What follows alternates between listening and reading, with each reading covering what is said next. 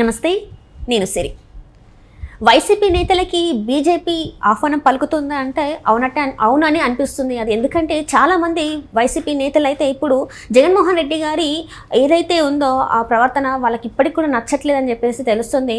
దానికి తోడు మొన్న రీసెంట్గా ఎవరైతే రాజీనామా చేశారో పార్టీలకి, సో వాళ్ళు కూడా వీడడంతో ఇప్పుడు పార్టీలో ఉన్న సభ్యులు ఎవరైతే ఉన్నారో వాళ్ళందరూ కూడా బీజేపీ వైపు మొగ్గు చూపుతున్నట్టు తెలుస్తుంది. మరి ఇందులో ఎంతవరకు వాస్తవం ఉందనే అంశాన్ని మనకు తెలియజేయడానికి మనతో పాటు ఉన్నారు ప్రముఖ సీనియర్ జర్నలిస్ట్ డాక్టర్ దుర్గవడ్లమణి గారు. నమస్కారం మేడం. నమస్తే అండి మేడం, ఇప్పుడు చూస్తున్నట్టయితే చాలా వరకు వైసీపీ నేతలు అయితే రాజీనామాలు చేస్తున్నారు, లేకపోతే పార్టీలకు బయటకు వస్తున్నారు, లేకపోతే ఏంటంటే ఏదో ఒక రకంగా ఆ పార్టీని వీడడానికే ట్రై చేస్తున్నారు. ఆ పార్టీలో ఉండడానికి అయితే ఇష్టపడట్లేదు. ఇప్పుడు రీసెంట్గా చూసుకున్నట్టయితే మొన్న విజయసాయిరెడ్డి గారి రాజీనామా జరిగిన తర్వాత చాలామంది నేతలు బీజేపీలోకి వెళ్ళాలని ప్రయత్నిస్తున్నట్టు కింద వార్త అయితే సోషల్ మీడియాలో కనిపిస్తుంది.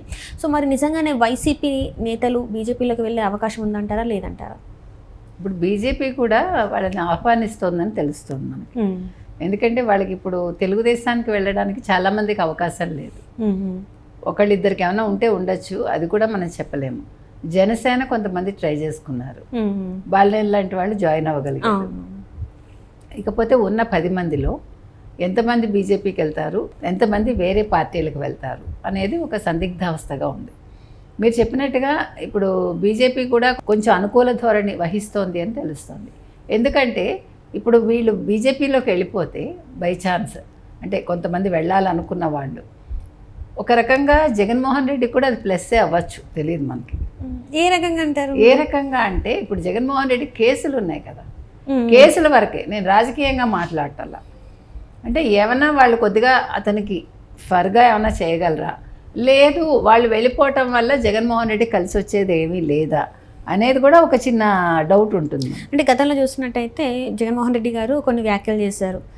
ఈ పార్టీ స్టార్ట్ చేసినప్పుడు ఎవరు లేరు, ఉండాల్సిన వాళ్ళు ఉంటారు, పోవాల్సిన వాళ్ళు పోతారు, స్టార్ట్ చేసినప్పుడు నేను మా అమ్మాయి ఉన్నాం, మేమే చూసుకుంటాం అన్నట్టుగా కూడా గతంలో కొన్ని వ్యాఖ్యలు చేశారు.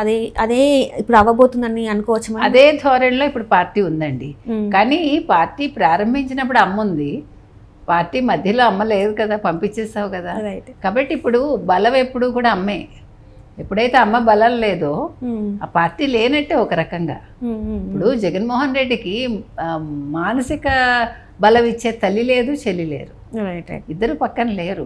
కాబట్టి ఇవాళ జగన్మోహన్ రెడ్డి ఏం మాట్లాడినా కూడా మాటలు పేలవంగానే ఉంటాయి చెప్పాలంటే. మొన్న చూసినట్టయితే విశాఖ మాజీ ఎమ్మెల్యే వసపల్లి గణేష్ గారు కొన్ని వ్యాఖ్యలు చేశారు. చాలామంది వైసీపీకి ఈ గతి పట్టడానికి కారణం గతంలో ఉన్న కొంతమంది నాయకులు. అప్పుడు విజయసాయిరెడ్డి గారు రాజీనామా చేసిన తర్వాత తను చేసిన వ్యాఖ్యలు ఎలా ఉన్నాయంటే, ఇలాంటి వాళ్ళు ఈ పార్టీని వీడితేనే మంచిది, ఎందుకంటే వీళ్ళ వల్లే ఈ పార్టీ ఈరోజు ఈ గతి పట్టింది, 11 స్థానాలకే పరిమితం అయిపోయింది. సో ఇలాంటి వాళ్ళు ఇంకెవరున్నా కూడా పార్టీని వీడితే మంచిది అని చెప్పేసి తను ఒక లాంటి వ్యాఖ్యలు ఇచ్చాడు. దాన్ని ఎలా చూడాలంటారు? అంటే ఇప్పుడు వాసుపల్లి గణేష్ ఇచ్చిన స్టేట్మెంట్ ఏదైతే ఉందో అది మీకు కరెక్ట్గానే ఉంది, కానీ మరి వీళ్ళందరూ కూడా గతంలో ఆలోచించాలిగా. 5 సంవత్సరాలు వైసీపీ ప్రభుత్వం ఉన్నప్పుడు వీళ్ళందరూ ఏం చేశారు, జగన్మోహన్ రెడ్డికి ఏదో ఒక రకంగా వీళ్ళ మనసులో భావాలు చెప్పు ఉండొచ్చుగా. మీరు చేస్తున్న తప్పనో ఇలా కాదండనో, అంటే మీకు అంత యాక్సెస్ ఉండదు, ఒప్పుకుంటాను నేను. కానీ అందరూ కలిసి ఒక కూడబలుకుని కలిసికట్టుగా వెళ్ళి చెప్పగలిగే అవకాశం లేదా వాళ్ళకి.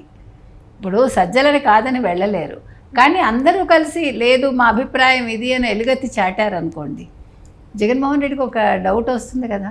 అంటే 5 ఏళ్ళు గమ్మున కూర్చుని అందరూ ఇప్పుడు వ్యాఖ్యానిస్తున్నారు, కరెక్టే. పార్టీలో పార్టీ రకంగా అసలు అవ్వడానికి కారణం ఒక సజ్జల, ఒక విజయసాయిరెడ్డి, ఒక వైవి సుబ్బారెడ్డి. అందరికీ తెలుసు ఆ విషయాలు. పార్టీని నాశనం చేసింది వైసీపీని. ఆ వైసీపీలో ఉండే రెడ్లే కదా. వైసీపీలో ఎవరైతే ఎమ్మెల్యేలుగా ఎంపీలుగా కొనసాగుతున్నారో అదే రెడ్ల వల్ల పార్టీకి ఈ గతి పట్టింది. ఎందుకంటే ఎస్సీ ఎస్టీల వల్ల, బీసీల వల్ల, మైనార్టీల వల్ల ఈరోజు జగన్మోహన్ రెడ్డికి ఈ అవస్థ రాలేదు. ఎందుకు రాలేదు? వాళ్ళందరూ కూడా జగన్మోహన్ రెడ్డి మాట విని ఈరోజు వాళ్ళందరూ కూడా కష్టాల్లో ఉన్నారు. ఎస్సీ ఎస్టీ బీసీ మైనార్టీలకు చెందిన వాళ్ళు కొంతమంది జైళ్లలో ఉన్నారు. ఎందుకున్నారు?